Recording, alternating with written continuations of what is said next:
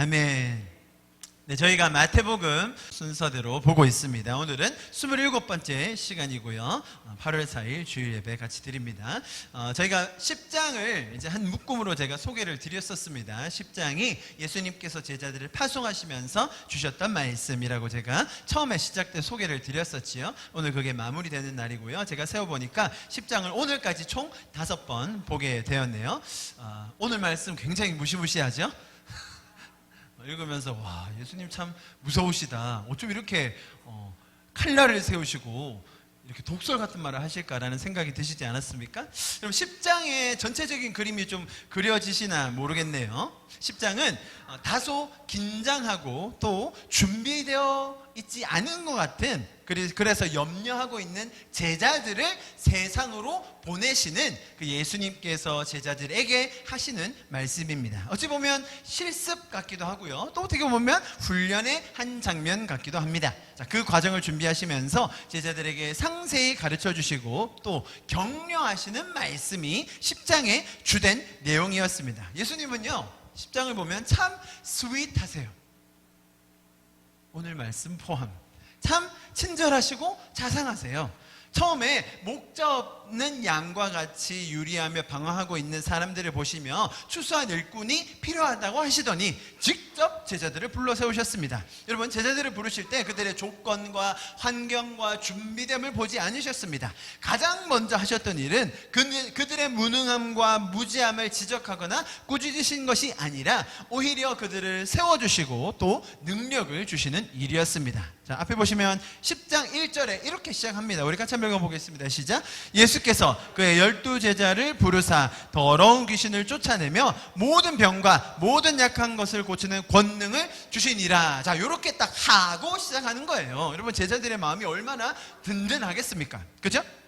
자, 그리고는 너무나 친근한 아버지처럼 제자들의 이름을 한 명 한 명 불러주십니다. 제자들이 행여나 이 첫 사역에 부담스러워 할까봐 그들에게 가장 친근한, 할 수 있을 법한 이방도 아니고 사마리아도 아니고 이스라엘의 잃어버린 양으로 가라고 이야기하셨습니다. 여러분, 이스라엘의 잃어버린 양, 그들은 사실 제발로 집 나갔던 사람들이었습니다. 하나님이 계속 그들을 돌보시고 인도하셨지만 내가 싫어요 라고 나갔던 사람들입니다. 엄밀히 말하면 그들을 부를 때 가출한 백성, 집 나간 백성, 자기가 하나님 싫어서 부인한 백성이라고 불러야 맞을 터인데 예수님께서는 그들을 내가 잃어버린 양이다 라고 표현해 주셨어요. 무슨 말입니까? 예수님이 그들을 아직도 측은히 여기시고 그들을 애통하시며 그들을 돌이키기 원하시는 그 마음을 볼 수 있는 것이죠. 여러분, 그것뿐이겠습니까? 예수님의 원리로 나가서 천국을 전하는 이 사역은 절대로 무례하거나 과격하거나 서두르는 법이 없었습니다. 나가서 합당한 집, 합당한 사람을 찾으면 됐고요, 거기에 들어가서 평안을 빌면서 인사하면 되는 겁니다. 뭐라고요? 샬롬. 그죠? 뭔가 거룩해 보일 필요 없습니다. 뭔가 사명을 이뤄내야겠다는 부담감 전혀 없었습니다. 그냥 그들과 교제하면서 자신들이 먼저 경험한 그 천국을 나누라고 하셨어요. 잘 들어보십시오.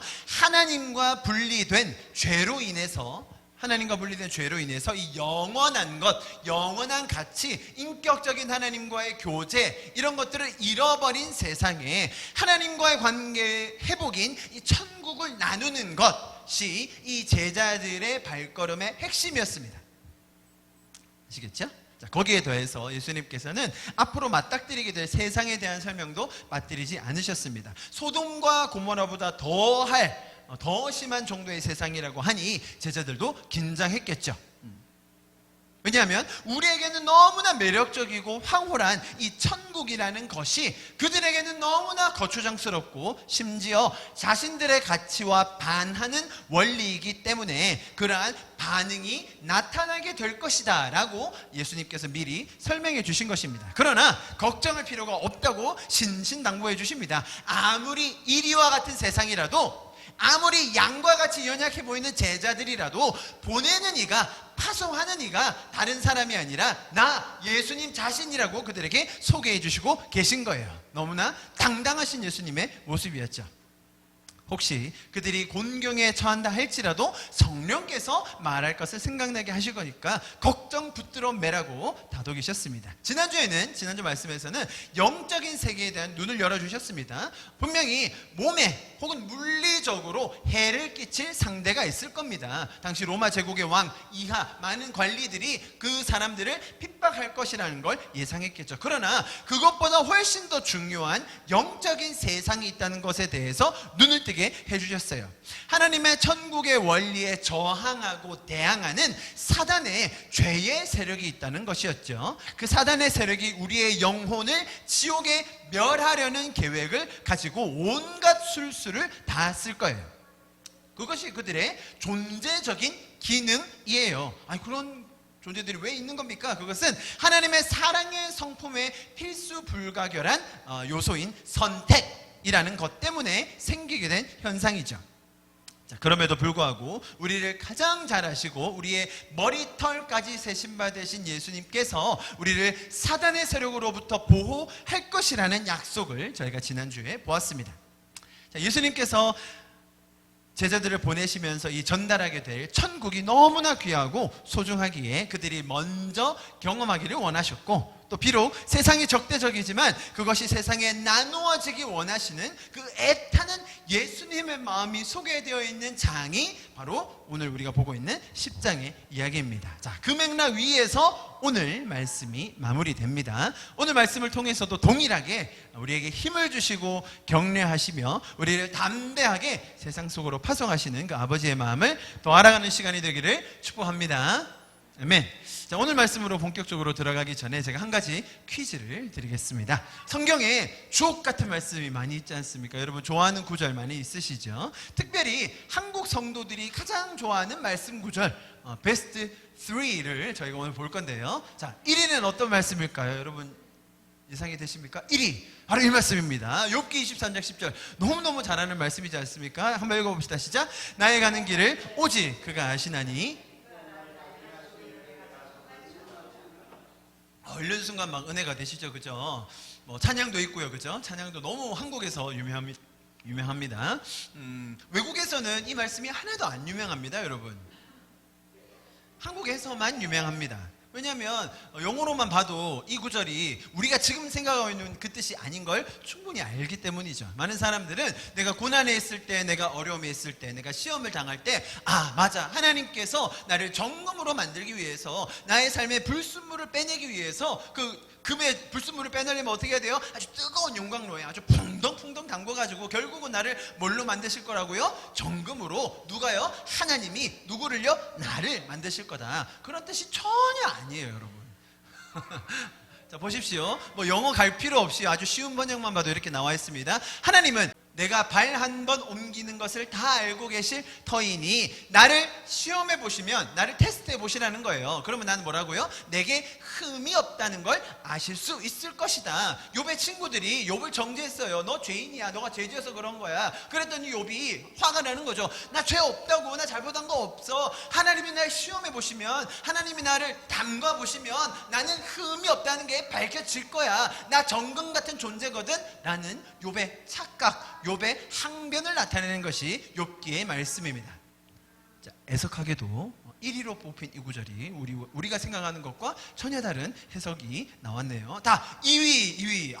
너무 잘하시는 말씀이죠. 빌립보서 말씀 같이 한번 읽어봅시다. 시작. 내게 능력 주시는 자 안에서 내가 모든 것을 할 수 있느니라. 제가 아는 제 주변에 뭐 목사님 포함 뭐 장로님, 성도분들 할 거 없이 한 10분 이상이 아마 카카오톡 상태 메시지로 이 말씀을 하고 있지 않을까, 저는 그렇게 사료가 되는데요. 자, 너무 유명합니다. 우리가 성도로서 하나님을 믿는 존재니까 내게 능력만 주시면 내가 못할 것이 없다. 자, 능력이 어떤 능력이고 못할 것이 뭐겠습니까? 병도 낫고 돈도 벌고, 아니 부동산, 우리가 사면 우리 부동산이 오르고, 내가 가게를 열면 내 가게가 잘 되고. 할렐루야. 당연히 그렇게 생각하시죠. 뭐 그렇게 믿어서 하나님을 철저같이 믿고 내 모든 게 다 잘 될 거라고 생각하는 것 그렇게 나쁘진 않습니다만 이 말씀의 맥락은 그런 뜻은 아닙니다. 제가 앞뒤를 붙여서 조금 쉬운 번역으로 보여드리겠습니다. 내가 궁핍해서 이렇게 말하는 것은 아닙니다. 나는 어떤 처지에서도 스스로 만족하는 법을 배웠습니다. 나는 비천하게 살 줄도 알고 풍족하게 살 줄도 압니다. 배부르거나 굶주리거나 풍족하거나 궁핍하거나 그 어떤 경우에도 적응할 수 있는 비결을 배웠습니다. 자, 그거에 대한 결론이 뭐예요? 나에게 능력 주시는 분 안에서 나는 모든 것을 할 수 있습니다. 여기서 모든 것이 뭐예요? 바울이 전도여행을 다니면서 사역을 하면서 내가 재정이 있을 때나 내가 재정이 없을 때나 내가 궁핍하거나 부유하거나 어떤 상황이라도 주님께서는 나에게 강건함을 주셔서 그 상황을 내가 잘 감당할 수 있는 자가 되었습니다. 내게 능력 주시는 그분 안에서 저는 그 모든 상황, 어떤 상황이에요? 궁핍하거나 부유하거나 돈이 있거나 없거나 상관없이 주님의 일을 감당할 수 있는, 주님에게 감사할 수 있는 그 내면의 강건함을 주셨습니다. 할렐루야. 그 뜻이에요. 사실 내게 능력 주시는 자에서 내가 모든 것을 할 수 있다는 말은 저는 돈이 없어도 괜찮습니다. 할렐루야. 이 뜻이에요. 아니에요. 제가 뭐 웃기려고 하는 말이 아니라 저는 돈이 없어도 잘 살 수 있어요. 저는 궁핍해도요 주님의 일을 감사함으로 잘 감당할 수 있습니다. 그 말인 거죠. 다분히 내가 사역을 함에 있어서 하나님과 동행함에 있어서 재정이 나에게 문제가 되지 않는다라는 뜻으로 바울이 빌립보 교인들에게 했던 그 고백과 같은 간증이었습니다. 자, 너무나 애석하게도 2위까지의 말씀이 전혀 우리의 바람과는 상관없는 뜻으로 해석이 되었습니다. 대망의 3위가 오늘 본문에 있었던 말씀 아니겠습니까? 잘 보십시오. 아주 우리의 마음에 확 꽂히는 그런 표현입니다. 보세요, 여러분. 여러분 이 구절을 보니까 마음이 시원해지시죠? 아닙니까? 사람의 원수가 자기 집안 식구리라. 하나님이 어떻게 이렇게 우리의 마음을 잘 하시고 저 며느리, 저 시어머니, 저 자식 새끼들, 저 말 안 통하는 저 부모님 어떻게 저 관계를 아시고 우리의 마음을 이렇게 정확하게 하시고 이렇게 말씀을 적어 놓으셨을까? 라는 생각을 많이 합니다. 그러나 뭐 밖으로 드러내진 않습니다. 이거를 굳이 뭐 이런 말씀을 어디 SNS에 올리는 이런 분은 없죠. 그냥 보고 은혜 받으시는 거죠. 괜히 이런 거 올렸다가는 뭐 가족 문제가 있나, 뭐 가족의 사이가 안 좋나 이렇게 생각할 수 있으니까요. 어쨌든 우리의 마음을 가장 잘 대변해주는 말씀 중에 하나로 오늘 본문 마태복음이 종종 등장을 합니다. 자, 참고로 제가 지금 말씀드린 지금 오늘 선정해드린 1위부터 3위는 제가 개인적으로 선정한 것이기에 너무 믿지는 마십시오. 자, 이렇게 우리의 마음을 꿰뚫어 보는 그런 것 같은 성경 구절만 보더라도 우리가 후련함을 느끼게 됩니다. 자, 그런데 문제는 뭐냐면 이 한 구절 정도, 오늘 이 말씀 사람의 원수가 자기 식구리라, 이 한 구절 정도야 뭐 그러려니 하면서 애교 정도로 봐줄 수 있는데요, 앞뒤에 있는 말씀, 오늘 읽었던 말씀 전체를 보면 오늘 읽었던 성경 구절만큼 이해하고 받아들이기 힘든 구절이 성경에 없을 정도예요. 오늘 본문 읽으시면서 그런 생각 드셨죠? 많은 성도들이, 심지어 사역자들도 선교사들도 이 구절 때문에 너무 난해합니다. 참 이해하기 힘든 본문으로 택해지는 구절입니다. 왜냐하면 오늘 예수님께서 하신 말씀은 거의 가정 파탄범 수준이기 때문입니다. 예수님은 작정을 하시고 가정의 평화를 깨뜨리시려는 것 같습니다. 아주 구체적으로 대상까지 말씀해 주셨어요. 사람이 아버지와 딸이 어머니와 며느리와 시어머니가 불화하게 하기 위해서 왔다고 하시니까요. 며느리와 시어머니는 우리가 충분히 공감이 되죠. 그거는 원래 그런 거니까. 그런데 예수님께서 하시는 말씀은 단순히 그런 어려운 관계만 말하시는 것이 아니라 가정 전체 관계를 포괄하셔서 말씀하시는 것 같아요. 자, 어떻게 이렇게 말씀하실 수 있을까요? 여러분, 우리가 길게 생각하지 않더라도 성경에는 이것과 반대되는 구절이 너무나 많이 나와 있습니다. 보십시오. 출애굽기 20장 12절, 내 부모를 공경하라. 그리하면 내 하나님 여호와가 내게 준 땅에서 내 생명이 길리라. 또 신약에서는 어디 있습니까? 에베소서 6장 1절, 자녀들아 주 안에서 너희 부모에게 순종하라. 이것이 옳으니라. 골로새서 3장 20절 같이 읽어볼까요? 시작. 자녀들아 모든 일에 부모에게 순종하라. 이는 주 안에서 기쁘게 하는 것이니라. 아니, 그러면 자녀가 부모에게 부모에게만 순종해야 됩니까? 아닙니다. 부모도 자녀에게 잘해야 됩니다. 읽어봅시다. 시작. 또 아비들아 너희 자녀를 노엽게 하지 말고 오직 주의 교훈과 훈계로 양육하라. 여러분 보십시오. 맥락을 크게 고려하지 않더라도 제가 지금 앞에 소개해드린 구절요, 명백하게 적혀있는, 우리가 너무나 잘 아는 부모가 자녀에게, 자녀가 부모에게 어떻게 해야 하는지에 대해서 적혀있는 말씀입니다. 여러분, 성경은 가정에 대해서 얼마나 많은 강조를 하고 있는지 모릅니다. 왜냐하면 하나님께서 가장 먼저 세우신 성경적인 기관이 가정이기 때문입니다. 하나님께서 직접 세우신 공동체적인 기관이 두 개가 있어요, 성경에. 첫 번째가 가정, 두 번째가 교회예요. 그 중에서도 가정은 창세기의 시작에 등장하죠. 처음에 아담이 혼자 있는 것을 보기 좋게 여기지 않으셔서 남편과 아내가 하나가 되어 가정을 이루게 하셨습니다. 그것이 우리의 사회 또 세상을 구성하고 있는 가장 근본 중의 근본이 됩니다.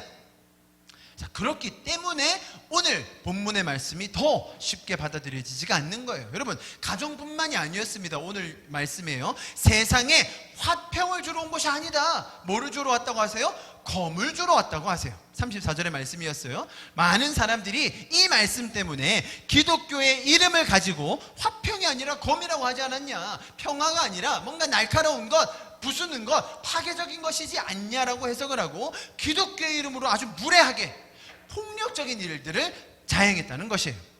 우리가 추구해야 될 것이 평화, 화평이 아니라 예수 그리스도 이름으로, 십자가의 이름으로 이 날성검을 가지고 그들을 무찌르는 거다, 정복하는 거다, 다스리는 거다 라고 해석을 한 거예요. 이런 식으로 자신들의 폭력성과 정복의 야욕을 말씀의 근거로 삼고 했다는 데 더 심각성이 있는 거예요. 이렇게 검으로 세상을 심판하는 듯한 말씀이 그들에게 정당성으로 자리 잡기 시작하면 아무도 그들의 행동을 멈출 수가 없는 거예요. 하나님의 말씀이 그렇게 했는데 하나님의 말씀이 이렇게 나와 있지 않냐, 평화를 주러 온 것이 아니라 검을 주러 왔다고, 불화를 주러 왔다고.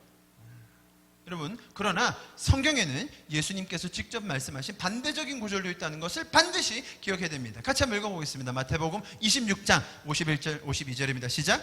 예수와 함께 있던 자 중에 하나가 손을 펴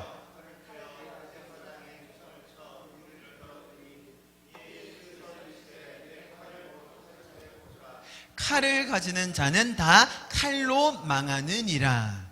그렇죠?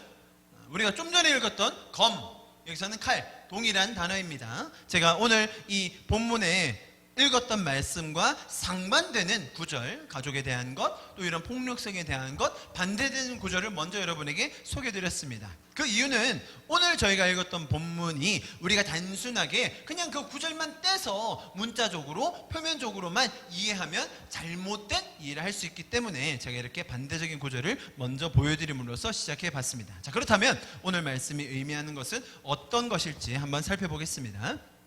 제가 서두에 10장의 큰 흐름에 대해서 짚어드렸습니다. 기억하시죠? 10장은 다분히 제자들을 세우고 제자들을 격려하기 위한 장이었어요. 그리고 그들이 나가서 해야 할 사역의 핵심이 뭐라고 말씀드렸죠? 그들이 나가서 뭘 전하라고 했다고요? 천국을 전해야 된다고 했습니다. 이 천국의 회복과 천국의 원리는 죄의 원리로 살고 있는 사람들에게는 너무나도 불편한 진리입니다.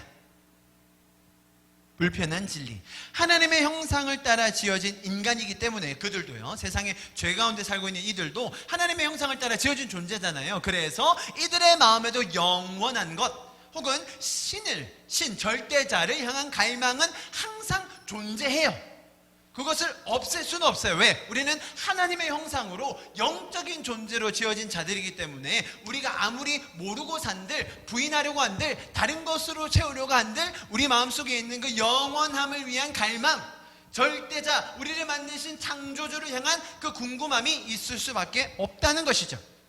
자, 그런 갈망과 원함은 있는데 이것이 죄와 결합이 되면 어떤 결과가 나오느냐 보세요. 인격적이시고 영원하시고 사랑 자체이신 하나님과 교제함으로 채워져야 되는 그 부분이 채워지지 않고 있는 상태에서 죄랑 결합되다 보니까 만족함이 없고 그 공허함을 지우려고 애를 쓰는 거예요. 그것이 탐욕으로 가는 거죠. 그것이 쾌락으로 갑니다. 점점 더 하면 어떻게 돼요? 중독으로 가는 거예요. 조금 더 가면 어떻게 돼요? 내가 쾌락을 얻는데 다른 사람에게 피해를 입혀요. 그것이 범죄가 되는 거예요. 이해하시겠죠? 사람이 돈을 벌어도 불안해하고 또 쾌락을 즐겨도 더 자극적인 것을 원하는 이유가 바로 여기에 있는 거예요. 영원한 가치, 영원한 삶에 대한 염려와 의문을 제거하기 위해서 현대 세상을 쾌락적으로 즐기든지 아니면 허무주의, 비판적으로 빠지든지 이렇게 세상은 영적으로 굴러가게 되어 있는 거예요. 이것이 세상의 영적인 원리예요. 우리는 이것을 영적인 안목이라고 부르는 거예요. 예수님께서 우리에게 그런 것을 주셨죠. 지난주 말씀을 통해서. 자, 그 맥락 하에서 이 말씀이 나오는 거예요. 자, 보세요. 지금 제가 말씀드린 그 맥락 하에서 이 말씀이 나오는 거예요. 내가 세상에 화평을 주러 온 줄로 생각하지 마라. 무슨 말이에요? 잘 생각해 보세요. 이렇게 죄적인 원리로 돌아가는 그런 세상에 화평을 준다? 죄로 똘똘 뭉치고 죄로 연합하고 죄로 하나가 되어 있는 세상에 그래 너희 죄 안에서 잘하고 있구나, 평화를 줄게, 너희 안에 화평이 있어라 라고 하는 것이 잘못된 거라는 거예요. 이해하시겠습니까? 죄로 똘똘 뭉치고 죄로 단합을 하고 죄로 하나가 된 세상에 평화를 준다는 것은 오히려 그들을 죄 속의 파멸로 가게 두는 무관심일 거예요. 예를 하나 들어볼게요. 요즘 좀 이슈가 많이 되고 있는 뉴스 중에 하나였습니다. 선진국들이 이제 자국의 쓰레기를 처리하기 힘드니까 그걸 모아다가 이제 좀 후진국에 몰래 팔거나 아니면 속여서 갖다 주는 일들이 여러 번 있었습니다. 그런 뉴스 몇 번 보셨죠? 자, 그래서 한국에서 이런 재활용업자 혹은 쓰레기 처리 업자들이 모이는 거예요. 모여가지고 보니까 이거 다 처리하려면 한 3억이 드는데 우리 어떻게 할까요? 저기 보니까 필리핀에 이거 재활용이라고 속여가지고 쓰레기 좀 섞어서 주면 한 1억이면 된다는데 우리 거기로 줘버릴까요? 한 10명이 모였어요. 업자들이 여러 명 모여서 해야 될 거 아닙니까? 거기에 평화가 임한 거예요. 화평이 임한 거죠. 우리가 이 일을 해냅시다. 그들에게는 아무런 이견이나 아무런 다툼이 없었어요. 모두가 하나된 마음으로, 일치된 마음으로 평화를 이루었어요. 10명이 다 하나같이 그 일에 동의하게 된 것이죠. 그런데 한 명이 거기서 반대 의견을 던집니다. 저는 그렇게 못하겠습니다. 그건 잘못된 겁니다. 저는 이 일에서 빠지겠습니다. 자, 그 죄로 연합했던 그 화평 가운데 이 사람이 뭘 던진 거예요? 검을 확 던져버린 거죠. 저는 거기에 동의하지 않아요. 저는 그건 잘못됐다고 봅니다. 저는 이 일에서 빠지겠습니다 라고 이야기한 거죠. 자, 이 사람은 세상의 죄의 원리를 따르지 않고 성경의 원리를 따르기로 결정한 거예요. 저는 그것은 거짓말이고 그것은 사람들에게 피해를 주고 속이는 거라고 생각합니다. 저는 그 일에 동조하거나 참여하지 않겠습니다 라고 한 이 말이 이 사람은 평화를 준 거예요? 화평을 준 거예요? 아니면 검을 던진 거예요? 당연히 후자가 되는 거예요. 보십시오. 이 천국의 원리, 천국의 삶, 하나님의 원리, 하나님과의 인격적인 교제에서 오는 그 깊이 있고 의미 있고 도덕적이며 기쁨에 충만한 삶, 자, 이런 것들을 들고 제자들이 나아가는 거예요. 어디로요? 세상으로 가는 거죠. 그런데 이것이 죄로 연합하여서 죄로 똘똘 뭉쳐있는 세상 사람들에게는 어떤 의미가 될 수 있다고요? 지금 우리는 이 인격적인 삶, 도덕적인 삶, 하나님과 교제하는 기쁜 삶을 들고 이것이 천국이구나 라고 나가는데 이것이 이 사람들에게는 뭘로 보여줄 수 있다고요? 화평을 주는 게 아니라 우리 지금 죄로 잘 살고 있는데 왜 검을 줘? 라고 보여줄 수 있다는 거예요. 자, 우리는 이렇게 얘기하죠. 여러분, 천국이 있습니다. 하나님이 우리를 먼저 사랑하셨습니다. 우리가 사랑할 수 있습니다. 사랑이 진짜입니다. 사랑이 영원합니다. 우리가 남들에게 피해를 주지 않아도요, 우리가 배려하고 양보하고 서로를 사랑하며 하나님과 교제하며 영원한 의미 속에 살 수 있습니다. 천국이 가까이 왔습니다. 천국이 이미 임했습니다 라고 우리는 말할 거라는 거예요. 자, 이 말이 그들에게는 상당히 거추장스럽고 지금 자기들이 도모하고 계획하고 있는 이 일에 검과 같이, 칼과 같이 자신들의 생각을 가르는 선언이 된다는 거예요. 말 그대로 불편한 진리가 될 수 있다는 거죠. 히브리서 말씀 우리가 잘 아는 말씀 동일하게 적용할 수 있어요. 같이 한번 읽어볼까요? 4장 12절 시작. 하나님의 말씀은 살아있고 활력이 있어 좌우에 날선 어떤 검보다도 예리하여 혼과 영과 및 관절과 골수를 찔러 쪼개기까지 하며 또 마음의 생각과 뜻을 판단하시나니. 자, 이 말씀을 가지고 또 무슨 말씀이 날카로운 검이라 가지고 우리를 찌르고 막 상하게 지금 그런 뜻이 아니에요. 뭐라고 얘기했습니까? 혼과 영을 구분해 준다는 거예요. 아시겠죠? 내 혼적인 생각, 나의 죄적인 생각, 이렇게 하면 좋을 것 같은데, 죄적으로 이렇게 똘똘 뭉쳐서 하면 좋을 것 같은데, 근데 말씀이 들어오면 어떻게 된다고요? 그거는 잘라. 왜냐하면 그거는 혼적인 생각이야. 그건 죄적인 생각이야. 여기에 하나님의 나라가 있다. 여기에 천국이 있다. 여기로 가자라고 구분해 주는 게 뭐라고요? 말씀이라는 거예요. 말씀이 어떤 정도라고요? 살아있고 활력이 있어 좌우의 양쪽으로 날선 어떤 것보다 예리하다는 거예요. 예수님께서는 이 죄로 똘똘 뭉쳐진 세상에 화평과 평안을 주러 온 것이 아니라 이런 말씀의 검을 주셔서 이것은 죄된 생각이구나, 이것이 하나님의 생각이구나, 내가 이렇게 하려고 했던 이 선택은 잘못된 거구나, 하나님의 마음은 여기에 있었구나 라는 것을 구분해 줄 수 있도록 한다는 것입니다. 자, 오늘 말씀이 그런 의미예요. 하나님의 말씀이 예리하여서 사람들을 공격하고 해친다는 표현이 아니라 우리의 혼적인 것과 영적인 것의 경계가 무엇인지를 정확하게 알려준다는 거예요. 자, 오늘 읽었던 첫 본문 말씀 이해하시겠죠? 그죠? 자, 그 다음 또 이어서 보겠습니다. 처음에 내가 세상에 화평을 주러 온 것이 아니다. 그죠? 검을 주러 왔다. 이해가 잘 되실 거예요. 자, 그 다음 구절부터 이제 원래 생각하면 어려운데 요 맥락 하에서 보면 충분히 이해가 돼요. 35절 36절 같이 읽어보겠습니다. 시작. 내가 온 것은 사람이 그 아버지와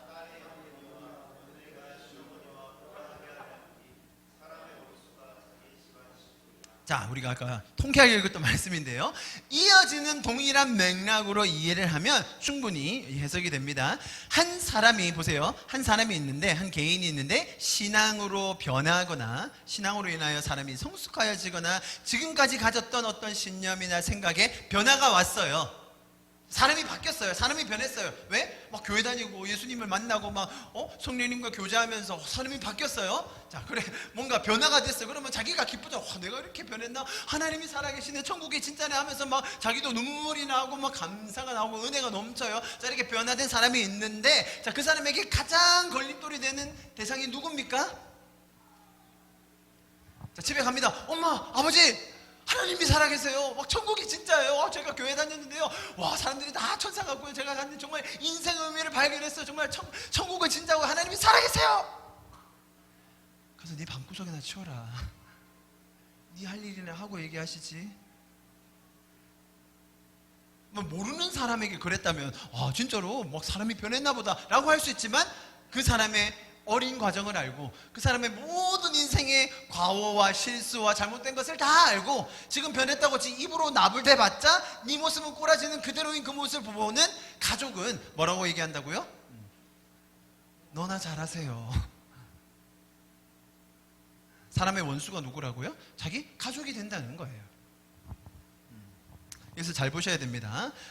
바로 이어지는 구절이 이렇게 나오는데요, 아버지나 어머니를 나보다 더 사랑하는 자는 내게 합당하지 아니하고 아들이나 딸을 나보다 더 사랑하는 자도 내게 합당하지 아니하다. 예수님께서 마치 아버지나 어머니, 또 부모 입장에서는 자녀가 되겠죠, 이런 대상, 자, 아버지와 어머니 혹은 자녀들이 있는데, 자, A, B는 누구예요? 하나님. 자, 너희 이 두 중에 누구 선택할 거야?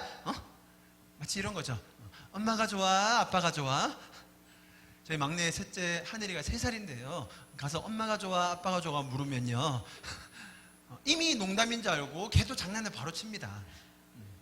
제가 물으면 절대로 아빠가 좋다고 얘기 안 하고요, 엄마가 물으면 절대로 엄마가 좋다고 얘기 안 해요. 괜히 딴 거예요. 책상 뭐 이런 식으로. 3살짜리한테도요 이렇게 질문하면 안 되는 거예요.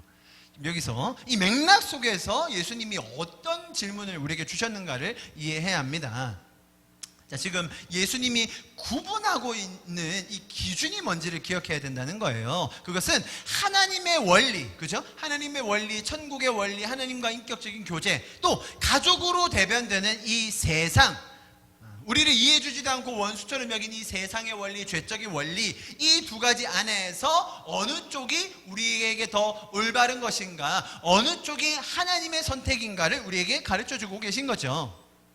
우리가 비록 천국을 경험하긴 하지만 죄에 물든 세상에 살면서 겪는 갈등과 고민은 항상 있기 마련입니다. 그것이 세상 속에 사는 우리 성도의 모습이에요. 조금 더 쉽게 하기 위해서 편법을 쓰고, 조금 더 편하게 하기 위해서 남들을 속이고, 또 더 성공할 수 있는 길을 택하기 위해서 이기적이 되고, 그런 것들이 많지 않습니까? 이런 세상적인 원리, 죄의 원리의 대명사로 이렇게 가장 가까이 있는, 또 내 입장에서는 팔이 안으로 굽기 때문에 보호하고 싶은 이런 가족이 예로 등장하는 거예요. 그래서 다음 말씀에 또 바로 이렇게 이어지는 거예요. 제가 일부러 다 붙였습니다. 38절과 39절. 또 자기 십자가를 지고 나를 따르지 않는 자도 내게 합당하지 아니하리라. 자기 목숨을 얻는 자는 잃을 것이요 나를 위하여 자기 목숨을 잃는 자는 얻으리라. 여기서 지금 쭉 연결해서 보고 있는데요, 이 십자가 얘기 나오고 목숨 얘기가 나왔습니다. 우리 잘 아는 말씀이에요. 같은 맥락 속에서 항상 이야기하죠. 우리는 그냥 단순히 부모를 버려야 되고, 자식도 버려야 되고, 내 십자가를 지고 나를 부인하면서 최원호는 없고, 최원호의 인격, 최원호의 가치, 최원호의 자아는 없어지고, 하나님만, 예수님만, 그분의 영광만 드러내면서 살아야 어떻게 되다고요? 합당해진다, 그분에게 속해진다, 결국 나중에 상도 받는다, 이런 식으로 해석합니다. 자, 여기서 두 가지를 기억하셔야 됩니다. 첫째, 예수님께서 여기서 지금 십자가를 언급하셨어요.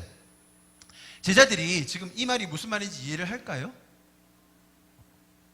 예수님께서 인류의 죄를 대신해서 십자가에 달려 죽으시고 부활하신다는 이야기를 복음서 후반부에 하실 거예요. 그때도 제자들은 전혀 못 알아들어요. 그런데 지금 이 시점에서 이렇게 이야기하시는 것에 대해서 제자들이 감을 잡았을 리가 없다는 거예요. 자, 그런데 지금 이 십자가라는 표현, 목숨을 버려야 된다는 표현이 예수님께서 얘기하셨어요. 그런데 이 구절을 보면서 사람들은 이것을 마치 조건으로 생각한다는 거예요. 십자가를 지지 않으면, 목숨을 버리지 않으면 예수님께 합당하지 않다, 천국에 못 들어간다, 매일 십자가를 지고 살지 않는 사람은 진정한 크리스찬이 아니다, 결국 상도 못 받는다 라고 조건화 시켜버린다는 거예요. 십자가의 의미에 대해서 전혀 모르고 있는 제자들 향해 이런 것을 조건으로 말씀하신다는 것 자체가 말이 안 된다는 겁니다.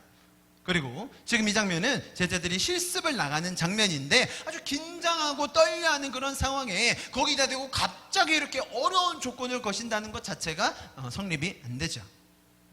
여러분, 예수님께서는 십자가의 의미를 아직 모르는 이 제자들에게 앞으로 예수님께서 행하실, 그들은 모르고 있는, 그들은 할 수 없는 일이기 때문에 예수님께서 대신 져 주실 그 십자가에 대해서 미리 전달하고 계신 거예요. 예수님께서 죽으심으로 우리가 의롭게 살게 될 것입니다. 예수님께서 먼저 보여주셔서 우리도 그 삶을 살게 되는 것입니다. 자, 첫 번째는 뭐였냐면, 십자가 아직 그들이 이해를 하지 못했다. 그래서 이것은 조건이 아니다, 조건이 아니라 예수님께서 지신 십자가에 대해서 이들에게 미리 말씀하여 주신 것이다. 제가 이렇게 설명드렸습니다. 자, 다시 한번 다른 구절과 연결해서 볼게요. 지금 37절과 38절, 39절까지 봤는데요. 자, 이것과 연결된 구절, 우리 잘 아는 말씀이 있습니다. 마태복음 16장 24절인데요. 같이 읽어보겠습니다. 시작. 이에 예수께서 제자들에게 이르시되 누구든지 나를 따라오려거든 자기를 부인하고 자기 십자가를 지고 나를 따를 것이니라. 자, 이 말씀과 앞에 말씀 연결이 되지 않습니까? 자, 이 십자가를 지고 따른다는 것의 의미, 나를 부인한다는 것의 의미, 매일 죽어야 된다는 것의 의미가 뭔지를 정확하게 알아야 됩니다. 우리는 이렇게 십자가를 진다, 나를 부인한다는 개념 자체는 아주 익숙하게 많이 들어왔습니다. 그런데 문제는 굉장히 이 구조를 오해하고 있는 거예요. 아까 제가 말씀드렸던 것처럼 이런 십자가를 진다는 의미가, 나를 부인한다는 것의 의미가 최원호임을 포기하고 더 이상 최원호는 없다, 예수만 산다, 나는 죽고 예수만 살아야 한다, 내 존재, 내 이름, 내 가치는 없어지고 예수님만 높임을 받아야 된다라고 이해할 때가 많다는 거예요. 그렇지 않습니까?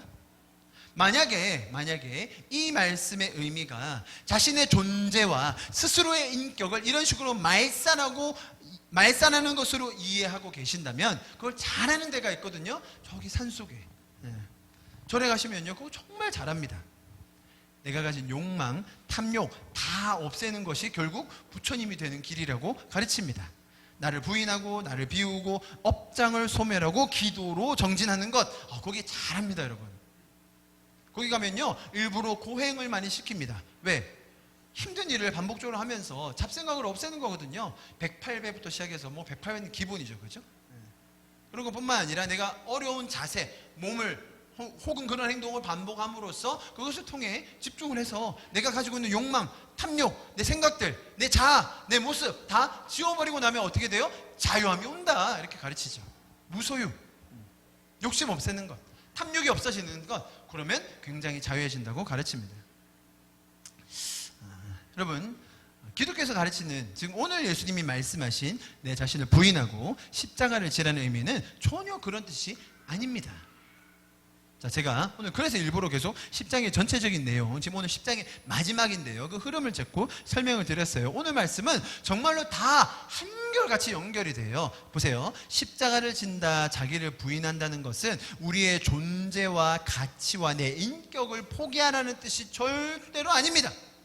자, 이것은 다분히 나의 옛 자아, 죄에 물들어서 원래 고귀한 하나님의 형상을 상실한 그 상태, 이해하시겠어요? 네, 죄로 물든 그 자아, 죄로 물든 그 가치, 원래 나는 그런 모습이 아닌데, 원래 하나님께서 지은 형상, 원래 하나님께서 계획하신 그 디자인은 그게 아닌데, 죄 때문에 망가진 그 모습, 죄에 물든 그 모습, 옛 자아, 죄의 종, 그것을 과감하게 버리라는 거예요.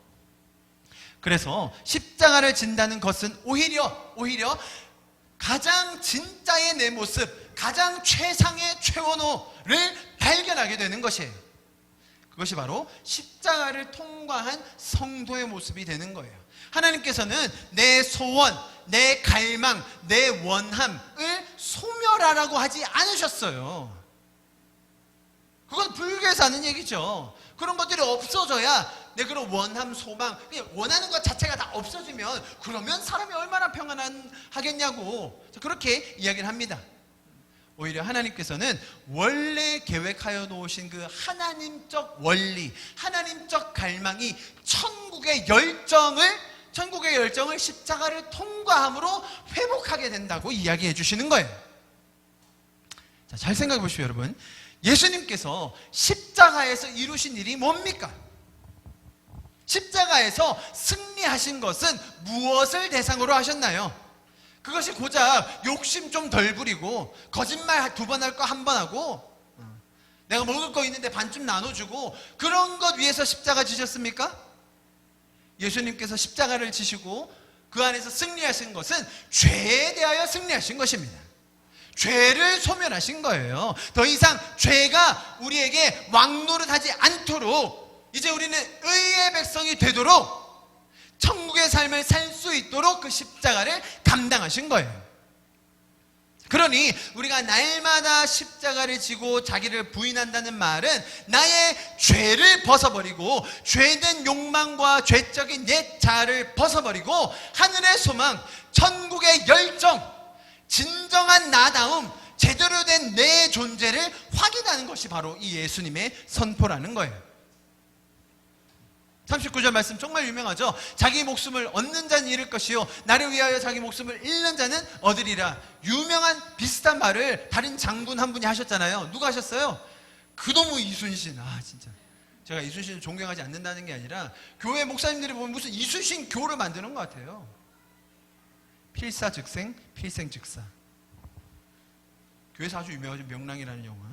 좀 너무 좋은 영화고, 제가 또 해군이지 않습니까? 해군 공연만 가면 명랑 틀어줘요. 이순신 좋아합니다. 그런데 이순신이 말한 건, 이순신 장군님이 말씀하신 건, 전쟁에 갔을 때 기죽지 말고 그냥 죽을 의미를 다해서 싸워야 이길 가능성이 더 높아진다. 괜히 그 화살 배워가지 말고 더 네가 쏴라. 죽을 각오로 하고 싸면 너희가 이길 거야. 지금 그 말한 건데, 그 말이 마치 우리도 영적인 생활에 있어서 우리도 죽을 각오를 하고 맨날 그렇게 싸워서 이겨내야만, 죽을 각오를 하고 싸워내서 이겨내야만 하나님께 인정받고 하나님 우리를 사랑해 주시고 그런 자세로 살아야 그리스도인이 되는 거며 우리가 천국에 갈 수 있다라고 이상한 해석을 하신다는 거예요. 그 말이 전혀 아닌데, 그럴 거면 이수신교를 만드시든지 명랑교를 만드시든지. 여러분 보십시오. 아주 재밌는 표현. 자기 목숨을 얻는 자는 잃을 것이요. 자 보세요. 나를 위하여 자기 목숨을 잃는 자. 제자들 중에 이 말을 이해한 사람이 한 명이라도 있겠습니까? 나를 위하여 목숨을 잃다니, 예수님을 위하여 목숨을 잃을 각오, 준비, 자세, 생각 하나도 없었어요. 그런 와중에 누가 누구를 위해서 죽어주셨냐는 거예요. 누가 누구를 위해서 목숨을 버리셨냐는 거예요. 누가 먼저 그 사랑을 보여주셨냐는 거예요. 나를 위하여, 예수님을 위하여 목숨 버릴 생각 하나도 없던 그 제자들을 위해서 예수님이 먼저 목숨을 버리신 거 아닙니까? 예수님이 먼저 십자가 지신 거 아니에요? 그걸 볼 때, 세상의 원리, 죄적인 원리와 하나님의 원리, 천국의 원리가 이렇게 다르구나.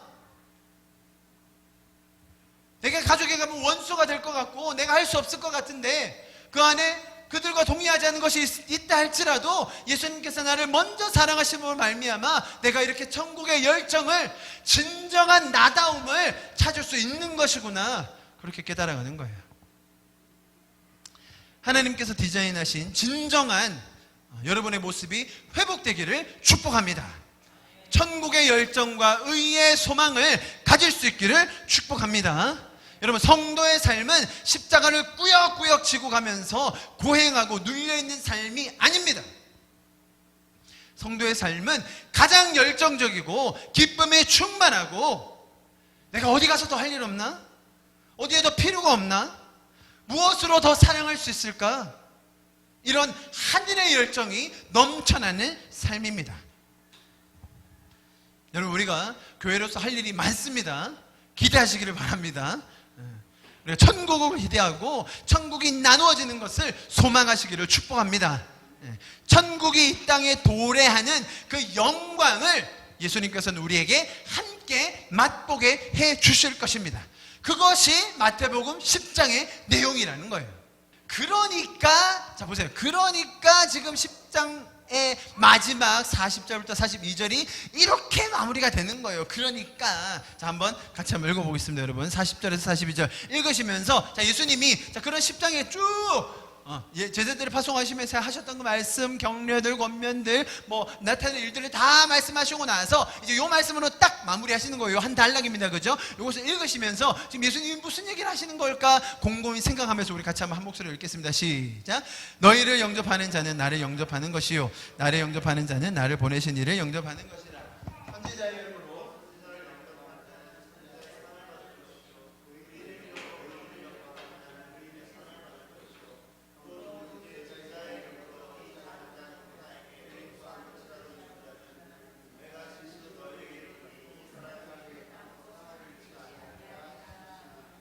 이 구절을 읽고 나면 여러분들은 지금 또 어떤 이해를 하셨는지, 어떤 생각이 드시는지 제가 잘 모르겠습니다. 그런데 제가 배워오기로는 제가 지금까지 이 구절에 대해서 설명을 들어오기로는 대부분 이렇게 이해했던 것 같아요. 맞아. 그래서 우리가 연약하고 작은 자에게 냉수를 나눠줘야 해. 냉수를 많이 준비해야 돼. 냉수를 나눠주는 만큼 우리도 상을 받을 거야. 소자가 누구지?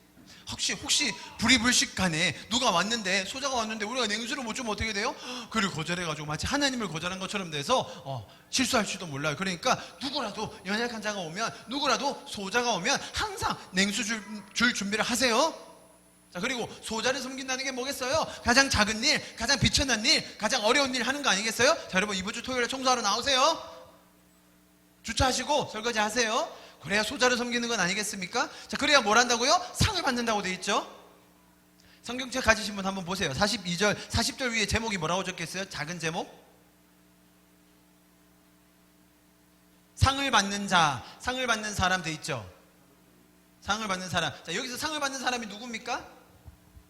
우리가 이 구절을 딱 읽는 순간 뭐라고 느껴져요? 당연히 우리가. 어떻게 해야 상을 받아요? 어떻게? 냉수를 많이 줘야. 저는 지금까지 이렇게 배웠는데 여러분은 그렇게 안 배우셨습니까? 혹시? 다르게 배우신 분 있나요?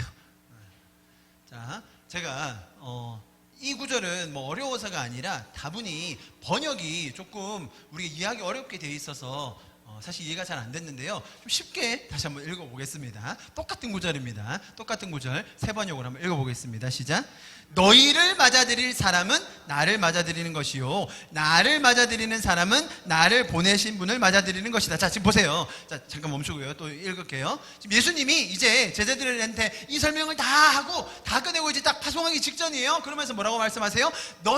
너희를 맞아들이는 사람은 누구를 맞아들이는 거예요? 나. 그리고 그러면 자, 너희를 맞아들였으면 나를 맞아들이는 사람은 누구를 맞아들이는 거예요? 나를 보내신 분 누구예요? 하나님. 자, 그러니까 지금 이 제자들이 누구 급이 돼요? 네, 하나님의 대사가 되는 거예요. 지금 그 장면이에요.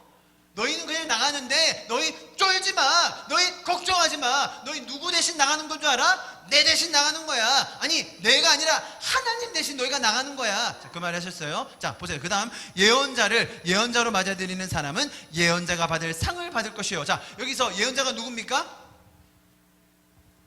제자들이죠. 제자들. 여기서 제자들이에요. 제자들을 맞아들이는 사람은 누구예요? 세상 사람들이에요. 세상 사람들. 상 누가 받아요? 지금 세상 사람들이 받을 상 얘기하는 거예요. 우리가 받을 상 얘기하는 거 아니에요. 또 읽어봅시다.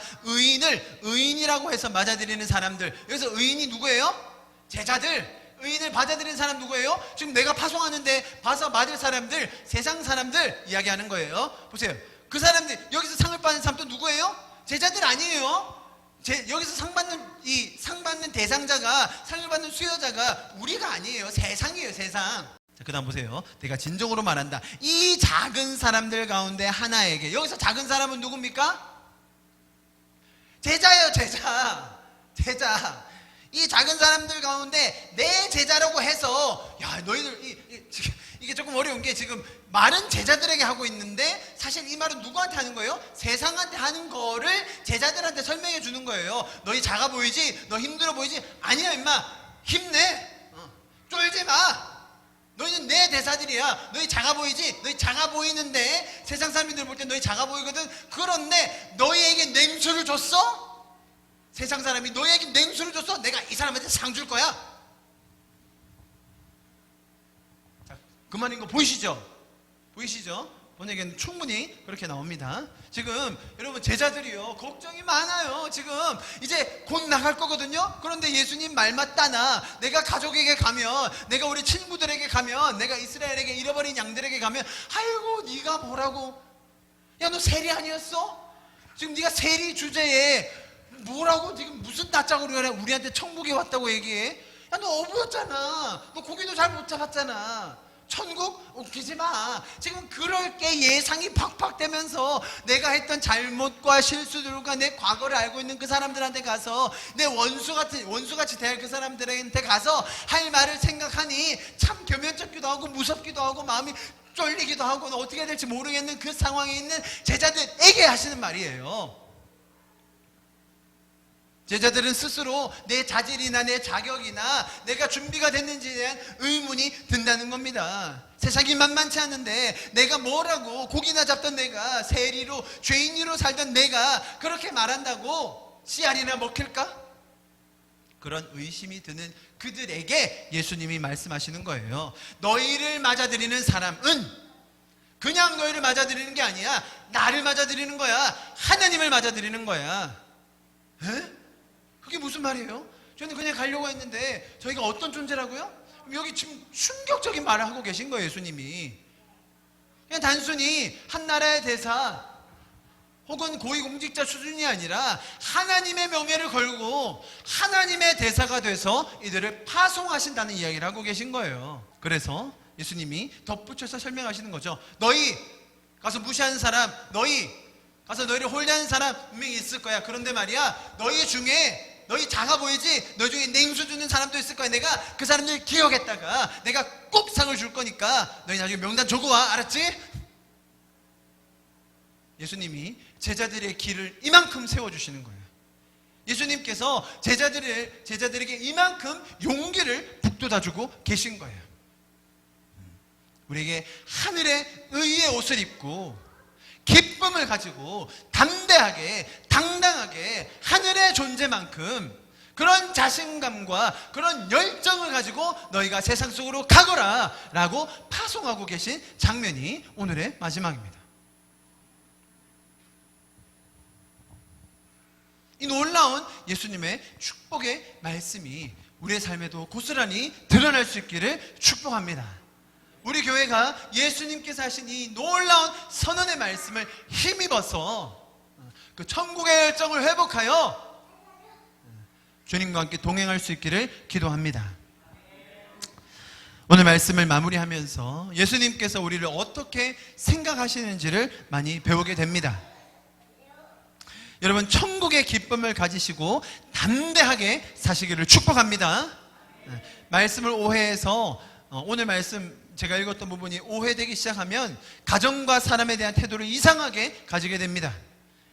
이 말씀을 핑계로 많은 분들이 가정에 소홀하고 가정보다 사역을 우선해 두는 사람도 있었어요. 또 교회가 그런 식으로 동조를 많이 했어요. 마치 교회 일이 우선인 것처럼 가정보다, 부모보다, 자식보다 교회 사역이 우선인 것처럼 이야기했어요. 성경은 절대로 그렇게 가르치지 않습니다. 우리 젊은 세대들이 어른들을 공경하시기를 축복합니다. 어른들이 지금까지 이루어 놓으신 수고와 노력을 우리가 잘 받들고 계승해야 됩니다. 분명히 어른들은 교회가 세워질 때, 이 땅에 교회가 부흥할 때 이 말씀의 뜻을 제가 지금 전달하는 것처럼 잘 알고 제대로 이해하고 신앙생활 하시지 않았을 수도 있습니다. 그러나 우리 부모님의 세대가 그렇게 희생하고 섬기지 않았다면 우리는 지금 이런 교회를 누리지 못했을 겁니다. 부산하나교회도 예외가 아닙니다. 어른들의 헌신적인 섬김과 몸에 배어있는 이 하나님을 향한 사랑, 이웃을 위한 봉사의 정신이 없었다면 지금 우리 교회는 없습니다, 여러분. 우리는 이 성경의 원리를 가지고 어른들을 공경하는 교회가 될 것입니다. 부모님의 세대는 자녀 세대가 잘 클 수 있도록 격려해 주시기를 축복합니다. 한쪽이 한쪽만 공경한다고 되는 것이 아니에요, 여러분. 서로가 서로에게 배워야 합니다. 자녀들은 어른들의 지혜와 경륜을 배우고 또 부모 세대는 자녀들의 새로운 이해와 또 시대의 흐름도 배워야 합니다. 이것이 천국의 원리이고 하나님께서 계획하신 가정과 교회의 모습인 것입니다. 여러분, 우리가 날마다 십자가를 지고 내 옛 죄된 자를 벗어버리고 설 때에 영광스러운 천국의 기쁨이 더 충만해질 줄 믿습니다. 예수님께서는 하나님적 존재로 하나님의 대사로 우리를 세워주셨습니다. 내가 비록 연약해 보이고 부족해 보이고 준비가 되어 있지 않은 것 같더라도 예수님께서는 우리보다 먼저 가셨고 우리를 위해 먼저 십자가를 지셨고 우리를 위하여 먼저 죽어주심으로 말미암아 죄의 문제를 해결해 주셨습니다. 그 예수님이 우리와 함께 하시는 것입니다. 그리고 우리를 그분의 대사로 세워주셨습니다. 그 영광스러운 초청에 동참하는 저와 여러분, 또 우리 교회가 될 수 있기를 간절히 기도합니다. 아멘. 우리 시간 기도하고 예배를 좀 마치도록 하겠습니다. 주님, 그렇습니다. 우리를 하늘의 대사로 불러주신 주님 감사합니다. 주님의 그 친절함과 주님의 자상함과 주님의 그 당당함과 주님의 그 열정을 마태복음 10장을 통해서 우리가 살펴보았습니다. 우리가 예수님과 또 동행하기를 소망합니다. 우리가 그 죄의 원리를, 죄의 유혹을, 그 죄의 연합을 극복하고 하나님 말씀의 검을 가지고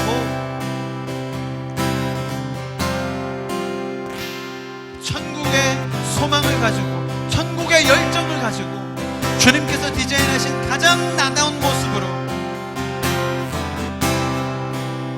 세상을 섬기며 죄를 이기며 천국의 소망을 나누며 살기를 간절히 소망합니다. 주님, 여기 있는 한 분 한 분 주님의 이름으로 축복합니다. 주님, 주님의 그 영광스러운 사역에 동참하는 우리의 교회가 되게 하여 주십시오. 우리의 가정이 되게 하여 주십시오. 우리의 직장이 되게 하여 주십시오. 우리 이렇게 마지막으로 우리의 삶과 우리의 가정과 교회와 직장을 주님 앞에 올려드리며 기도하며 예배를 마치도록 하시겠습니다. 기도하시겠습니다. 전능하신 하나님 찬양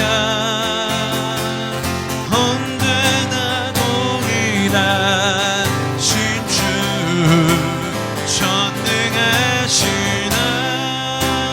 하나님 찬양 영원히 다스리네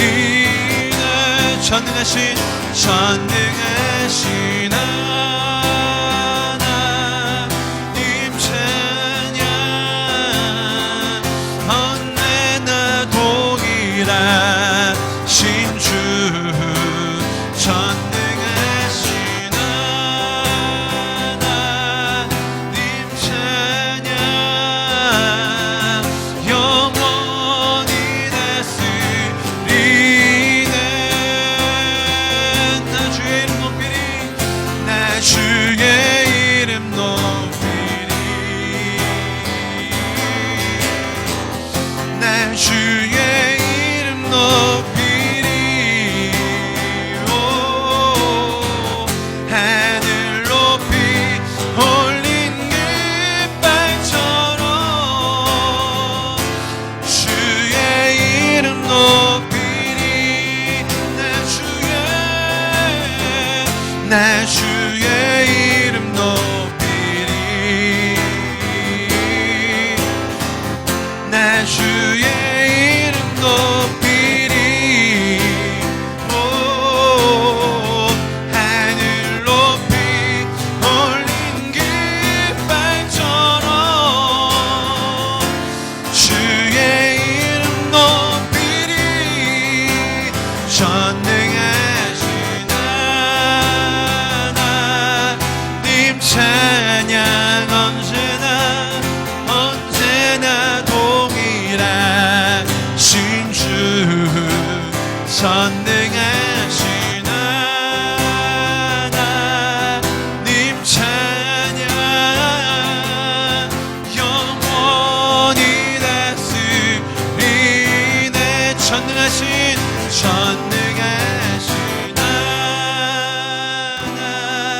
하나님 찬양 언제나 동일하신 주 전